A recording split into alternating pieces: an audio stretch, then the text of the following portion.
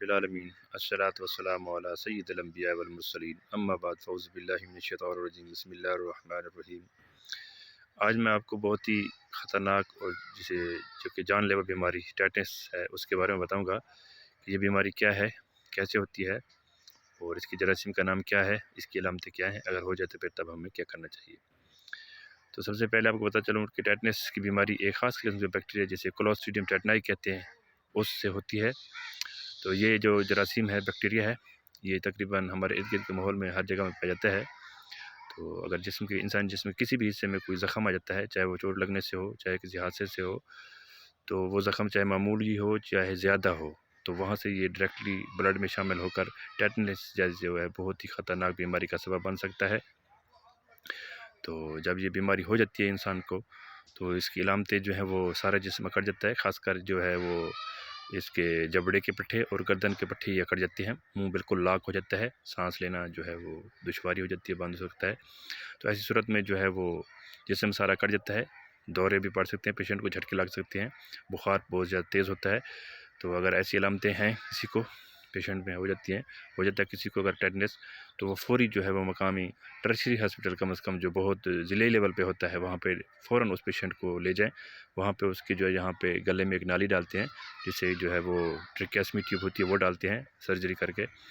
तो उससे जो है सांस का जो है उसका रास्ता बहाल करते हैं, इससे सांस की जो है वो उसकी तकलीफ़ दूर रहती है, सांस लेने में जो है वो तकलीफ़ नहीं होती, सांस आसानी से फिर पेशेंट ले सकता है।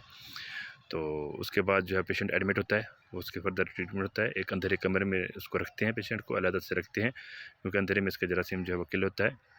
बाकी उसका जो है ट्रीटमेंट स्टार्ट करते हैं।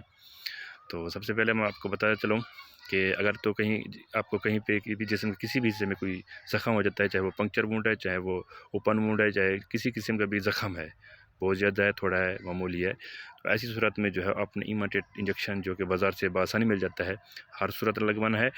अगर आपको कहीं जिस्म में किसी भी हिस्से में ज़ख़म हो जाता है, तो वो जो है ज़ख़म होने के तकरीबन 24 घंटे के अंदर जो है वो आप इंजेक्शन लगवा सकते हैं।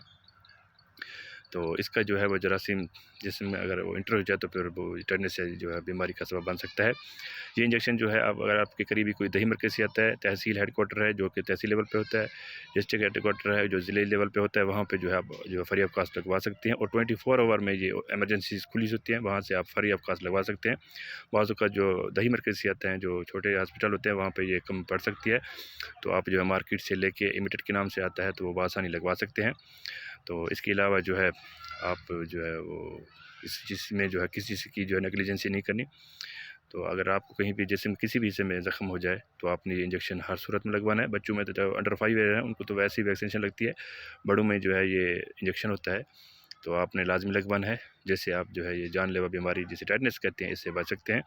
वगरना अगर आपने वो वैक्सीनेशन नहीं करवाई और आपको टेटनस हो गया तो आप जो है बहुत ही परेशानी में मुब्तला होंगे, बहुत ही तकलीफ़ में अज़ियत से गुजरेंगे, और ये जो है बहुत ही अज़ियतनाक तकलीफ़ होती है, क्योंकि ये पेशेंट जो है आप लोगों ने देखे, जिन्होंने देखे हैं उनको पता होगा। तो ये बहुत ही इसको अज़ियतनाक तकलीफ़ से पेशेंट गुज़रता है। तो बसा औक़ात जो है पेशेंट जो है ऐसे डेथ भी हो जाती है, पेशेंट की एक्सपायर भी हो सकता है।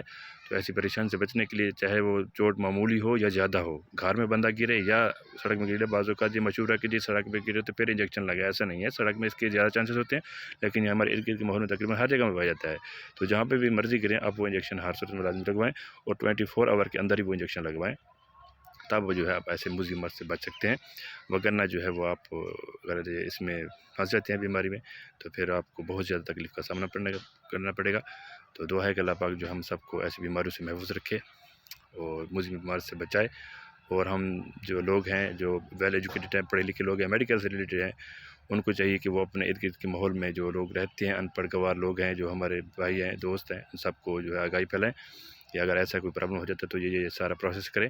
तो मेरी उनसे इल्तमास है जो वेल एजुकेटेड हैं और मेडिकल से रिलेटेड हैं, वो सारी ये अवेयरनेस जो है वो दही इलाकों में ख़ासकर जो लोग हैं उनको बताएँ कि अगर जैसे कहीं पे वो गिर जाते हैं, उनको चोट आ जाती है, ख़ासकर वो जो है वो उनको जैसे घास काटते हैं उससे जो है वो बाज़ औक़ात चोट आ जाती है, या किसी कुल्हाड़ी वगैरह ज़ख़म हो जाता है, या कस्सी वगैरह जैसे चलाते हैं उससे ज़ख़म हो जाता है, मतलब ऐसी किसी भी हिस्से में कोई ज़ख़म हो जाता है तो फ़ौरन वो इंजेक्शन लाज़मी लगवाएँ, हर सूरत में लगवाएँ।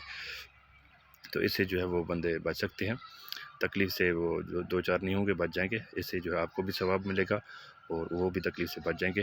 दुआ है कि अल्लाह पाक हम सबको इस पर अमल करने की तौफ़ीक़ अता फ़रमाए। आमीन। Thank you.